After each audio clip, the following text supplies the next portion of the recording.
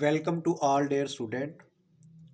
This is Muhammad Shweb and today we will discuss about exercise 1.5. First of all, our topic is तनासुब proportion. सबसे पहले तो मैं आपको ये बताऊंगा कि तनासुब क्या होती है, तनासुब किस चीज़ का नाम है, तनासुब कहते किसे हैं, दो निस्बतों के दरमियान बराबरी तनासब कहलाती है। देखिए, हम निस्बत यानी रेशो के बारे में पहले पढ़ चुके हैं।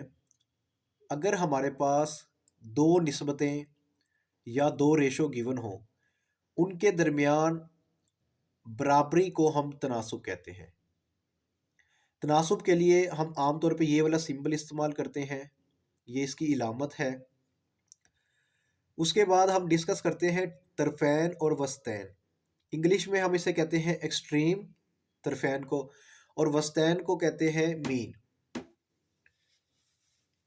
अब यहाँ पे हमारे पास आपको नज़र आ रही है कि दो रेशो गिवन है या दो तनासुब। एक हमारे पास है ए निस्बत बी, सी निस्बत डी, यानी एक ये रेशो है, एक ये रेशो है। ये दो निस्बत हमारे पास गिवन है, इनके दरमियान में कौन सी चीज़ है तनासुब।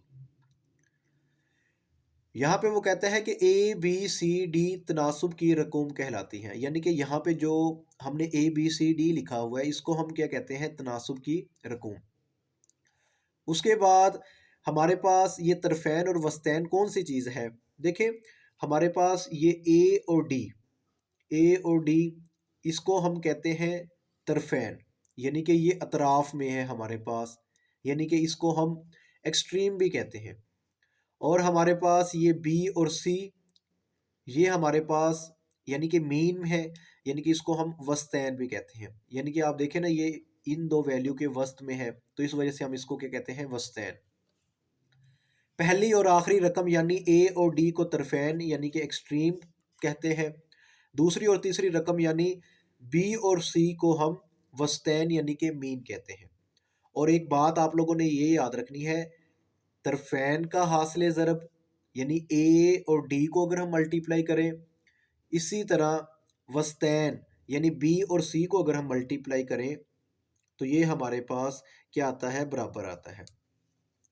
ठीक हो गया। यहाँ पे मैंने बाय मिस्टेक लिखा हुआ है ए और डी, बी और सी।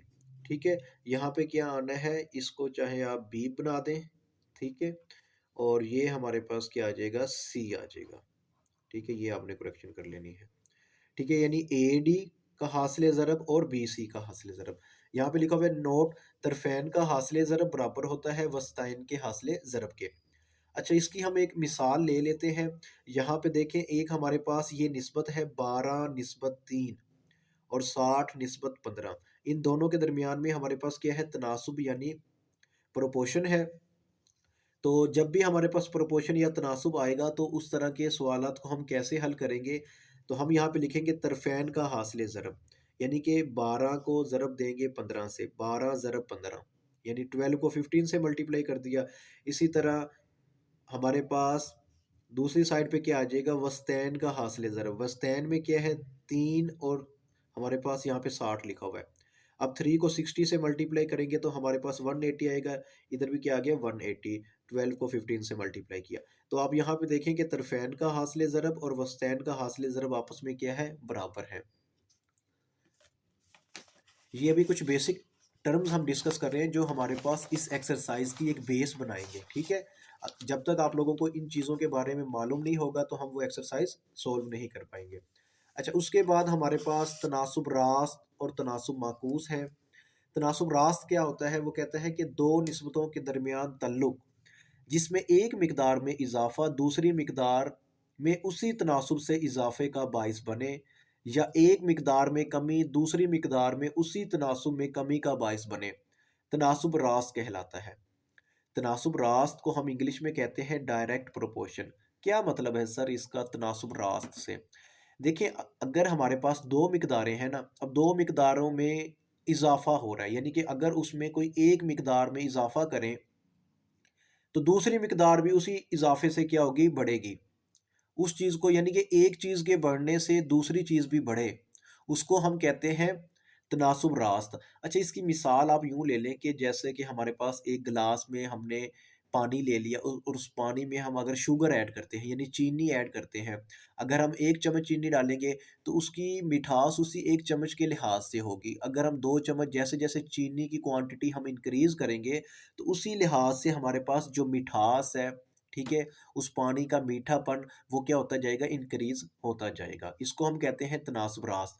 इसी तरह अगर हम किसी चीज़ में कमी करते हैं, ठीक है ना? या एक मिकदार में कमी, दूसरी मिकदार में उसी तनासुब से क्या होगी, कमी होगी। यानी एक मिकदार अगर कम हो रही है, दूसरी मिकदार भी उसी लिहाज से क्या होगी, कम होगी, तो उसको भी हम तनासुब रास्त कहते हैं। सिंपल वर्डिंग में आप यूँ कह सकते हैं कि एक चीज़ के बढ़ने से दूसरी चीज़ भी बढ़े, तनासुब रास्त। एक चीज़ के कम होने से दूसरी चीज़ भी क्या हो जाए, कम हो जाए, उसको हम कहते हैं, उसको भी हम तनासुब रास्त कहते हैं। नेक्स्ट हमारे पास तनासुब माकूस है, इसको हम कहते हैं इनवर्स प्रोपोर्शन। यानी कि ये वाली जो चीज़ है तनासुब माकूस, ये तनासुब रास्त का उलट है। इसमें क्या होता है, हमारे पास दो मिकदारों के दरमियान ताल्लुक जिसमें एक मिकदार में इजाफा दूसरी मिकदार में कमी का बायस बने, या एक मिकदार में कमी उसी तनासुब से दूसरी मिकदार में इजाफे का बायस बने, तनासुब माकूस कहलाता है। अच्छा, ये दोनों definitions very very important definition है। इससे पहले हमने तनासुब की डेफिनेशन पढ़ी है, तो ये तमाम डेफिनेशंस भी आप लोगों ने लाजमी तैयार करनी है। और जिन लोगों ने अभी तक मेरा चैनल सब्सक्राइब नहीं किया तो वो लाजमी सब्सक्राइब करें और साथ में दिए गए बेल आइकन पे भी क्लिक कर दें, ताकि हर न्यू आने वाली वीडियो का नोटिफिकेशन आपको मिलता रहे। अच्छा, तनासुब माकूस की बात कर रहे थे, इसमें क्या होगा, अगर एक मिकदार बढ़ेगी दूसरी क्या होगी, कम हो जाएगी, इसको हम कहते हैं तनासुब माकूस। अब इसकी मिसाल आप यूँ ले सकते हैं कि अगर आप स्कूल जाते हो पैदल, पैदल स्कूल जाते हो, अगर पैदल स्कूल जाओगे तो आपको ज़्यादा टाइम लगेगा, ठीक है? और यानी कि आपकी रफ़्तार क्या हो जाएगी, कम कम होगी और टाइम भी ज़्यादा लगेगा। अगर इसी तरह आप क्या कर देते हैं, क्या कहते हैं, अगर आप बाइक पे जाते हैं, ठीक है? तो आपका वो जो टाइम है उसमें क्या हो जाएगी, कमी हो जाएगी। या आप इसकी मिसाल यूँ भी ले सकते हैं कि जैसे-जैसे टाइम गुज़र रहा है, ठीक है? तो हमारी जितना ज़्यादा टाइम गुज़रेगा हमारी उम्र क्या हो जाएगी, उतनी ज़्यादा कम होती जाएगी, ठीक है? अच्छा, उसके बाद नेक्स्ट हमारे पास कंपाउंड प्रोपोर्शन है, मरकब तनासुब, यानी 2 या 2 से ज़्यादा तनासुबों के दरमियान तल्लुक को मरकब तनासुब कहते हैं। ठीक हो गया, यहाँ तक उम्मीद है कि आपको समझ आ गई होगी। अच्छा, उसके बाद एक और चीज़ मैंने आप लोगों को ये बतानी थी कि ये जो तनासुब रास्त और तनासुब माकूस में जो क्वेश्चन हम करेंगे ना, उनमें हम ये वाले एरो का यूज़ करेंगे, ठीक है? अब तनासुब रास्त में अगर 2 मिकदारों में इज़ाफ़ा हो रहा है या कमी हो रही है एक जैसी, तो हम आम तौर पे ये एरो का जो इस तरह के अब ऊपर की तरफ एरो इस्तेमाल कर सकते हैं, या ये एरो नीचे की तरफ इस्तेमाल कर सकते हैं। ये मैं डिटेल के साथ आपको जब क्वेश्चन करेंगे ना उसमें साथ-साथ बता दूँगा। और इनवर्स में क्या होता है, एक चीज़ में क्या होती है, अगर एक चीज़ बढ़ रही है तो दूसरी चीज़ क्या होगी, कम होगी। तो इस वजह से ये सिंबल हम इस्तेमाल करते हैं। यहाँ पे देखें, अगर एक मिकदार बढ़ रही है तो दूसरी भी उसी लिहाज से बढ़ रही है। अगर एक मिकदार कम हो रही है तो दूसरी भी क्या होगी, कम हो रही है। तो इसी लिहाज से हमने एरो का सिंबल्स को यहाँ पे डिनोट किया हुआ है। नेक्स्ट हमारे पास एक्सरसाइज 1.5 का क्वेश्चन नंबर 1 गिवन है। क्वेश्चन नंबर 1 में वो कहता है कि हमारे पास 20 निस्बत 50 तनासुब 8 निस्बत, ठीक है, एक्स।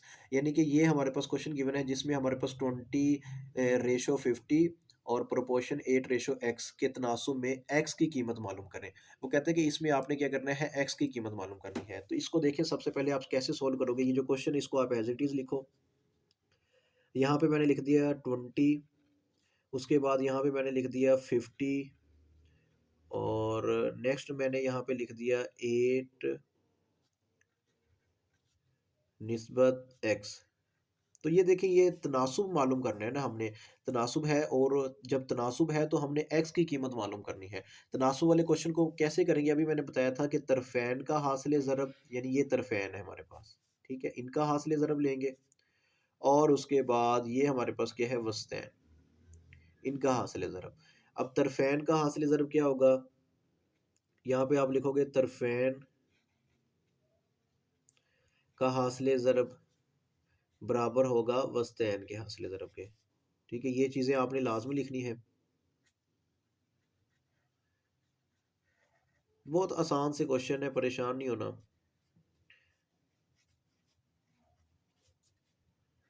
वस्तैन का हासिले ज़रब।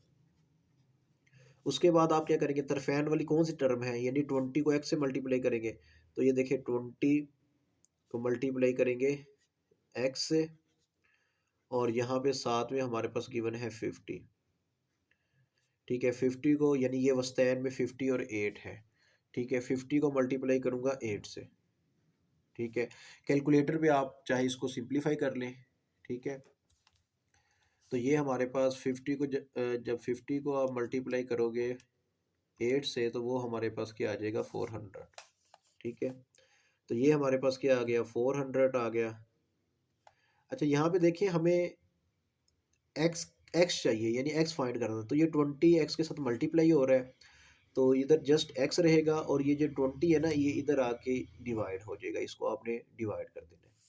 ठीक है, अब 400 को हम डिवाइड कर रहे हैं किससे, 20 से। तो ये हमारे पास एक्स की वैल्यू क्या आ जाएगी, 20 आ जाएगी। एक्स की वैल्यू क्या आ गई, 20। तो ये हमने जो वैल्यू फाइंड करनी थी एक्स की, वो कितनी आई है, 20। अच्छा, ये चेक करने के लिए कि आया कि आपकी जो एक्स की वैल्यू 20 आई है वो ठीक भी आई है कि नहीं आई। ठीक है, मैं जस्ट वैसे यहाँ पे समझाने के लिए आपको बता रहा हूँ कि अभी हमने यहाँ पे पढ़ा था ना कि तरफैन का हासिल ज़रब और वस्तैन का हासिल ज़रब क्या होता है, बराबर होता है। उस चीज़ को मैं दोबारा बताना चाहता हूँ कि अगर देखिए हमारे पास यहाँ पे क्या था, ये आपने क्वेश्चन में ऐड नहीं करना, जस्ट आप लोगों को समझा रहा हूँ।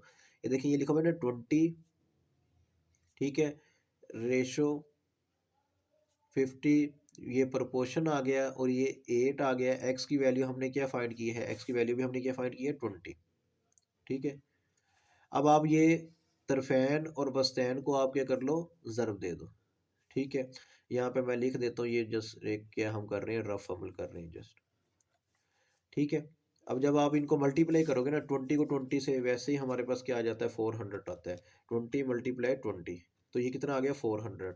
इसी तरह 50 और 8 को भी मल्टीप्लाई किया 400। इसका मतलब ये भी क्या आएगा, तरफैन का हासिल ज़रब भी 400, वस्तैन का हासिल ज़रब भी क्या हुआ, 400 आ गया।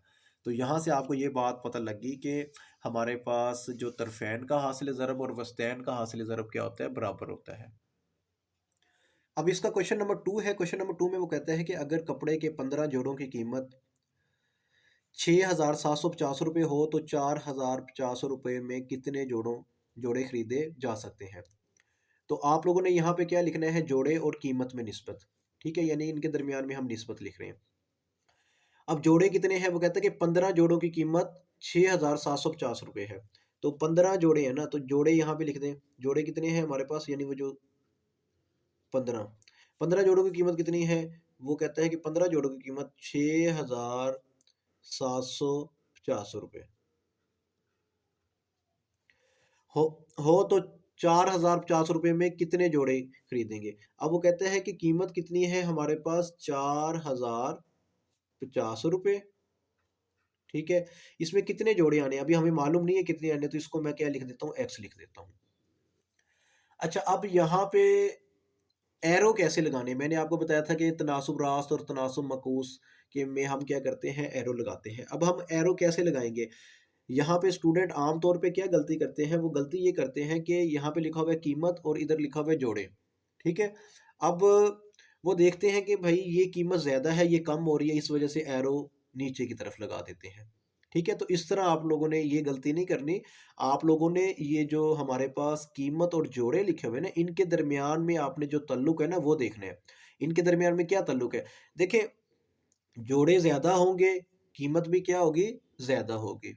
ठीक है, अगर जोड़े कम होंगे, कीमत भी क्या होगी, कम होगी। यानी जैसे जैसे हम कीमत बढ़ाएंगे, जोड़े भी बढ़ेंगे। यानी एक चीज़ बढ़ा रहे हैं तो दूसरी भी क्या हो रही है, उसी निस्बत से या उसी तनासुब से वो चीज़ उसमें भी क्या हो रहा है, इजाफा हो रहा है। सीधी सी बात है ना कि अगर आप ज़्यादा पैसे दोगे तो ज़्यादा कपड़े मिलेंगे, आप यूं कह लें। यानी दोनों में क्या हो रही है, हमारे पास एक चीज़ के इंक्रीज करने से दूसरी चीज़ भी क्या हो रही है, इंक्रीज हो रही है। ठीक है, तो ये हमारे पास अगर एक चीज़ के बढ़ाने से दूसरी चीज़ भी बढ़े, तो उसको हम क्या कहते थे, यहाँ पे मैंने बताया था कि दो निस्बतों के दरमियान तल्लुक जिसमें एक मिकदार में इजाफा दूसरी मिकदार में भी क्या हो, इजाफा हो, तो उसको हम क्या कहते हैं, तनासुब रास्त। तनासुब रास्त में हम ये वाले मैंने बताए थे एरो हम यूज़ कर सकते हैं। ठीक है, यानी अब इसमें क्या है कि एक चीज़ में इजाफा हो रहा है, दूसरी भी उसमें भी क्या हो रहा है, इजाफा हो रहा है, तो हम ये वाला एरो इस्तेमाल करेंगे। अगर एक में कमी हो रही थी तो दूसरे में भी कमी होती, तो हम ये वाला एरो यूज़ करते। अब हम ये वाला एरो यूज़ करेंगे। तो इसको हम किस तरह डिनोट करेंगे? तो आमतौर पे स्टूडेंट यही गलती करते हैं, तो आप लोगों ने ये मिस्टेक नहीं करनी। अच्छे के बिल्कुल अच्छे वे में मैंने आप लोगों को बता दिया डिटेल के साथ ना, कि आप लोगों ने इसको कैसे सॉल्व करना है। अच्छा, अब ये एरो हमने लगा दिया, अब क्या करेंगे? ये एरो की ये टेल है, ये हेड है, ठीक है? जहाँ पे ये टेल वाली हमारे पास ये जो वैल्यू होगी, इसको आपने ऊपर लिखना है, यानी कि यहाँ पे मैं पहले एक्स, और ये हेड वाली यानी नीचे वाली टर्म को ऊपर लिख दिया, ऊपर वाली टर्म को नीचे, यानी कि ये जो हेड है, हेड के साथ वाली जो टर्म है हमारे पास 15 जो वैल्यू है, जो कीमत है, उसको आपने यहाँ पे लिख दिया।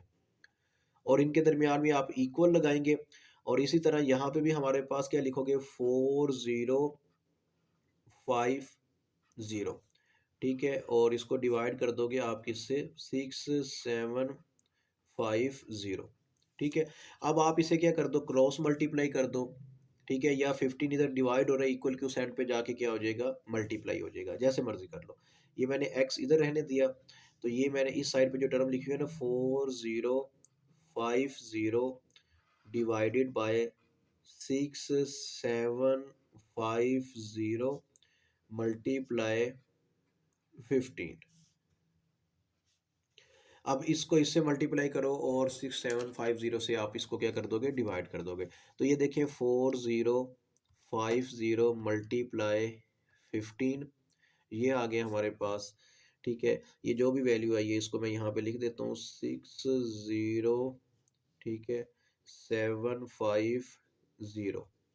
इसको आपने डिवाइड कर देना है, किससे डिवाइड करोगे आप?